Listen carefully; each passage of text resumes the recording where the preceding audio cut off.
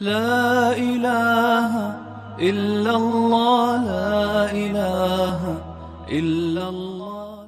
محلوں میں بعض اوقات ایسا ہوتا ہے کہ دو لوگ ہیں، انہوں نے الگ الگ بکرے خریدے، دونوں نے اکٹھے باندھ دیے۔ اب ان کا رنگ بھی ایک جیسا تھا، قد بھی تقریباً ملتا جلتا تھا، تو پتہ نہیں چلا، غلطی سے پہلا دوسرے کا اور دوسرا پہلے کا جانور لے گیا اور جا کر انہوں نے قربانی کے لیے ذبح کر دیا۔ اب بعد میں پتہ چلا کہ وہ جو میرا جانور تھا وہ تو کسی اور نے ذبح کر دیا اور کسی اور کا میں ذبح کر چکا ہوں، تو اس سے پریشان نہیں ہونا، دونوں کی قربانی ہو گئی ہے۔ اب ایک دوسرے کو پیسے دینا یا کچھ ایسا ان پر کچھ بھی واجب نہیں۔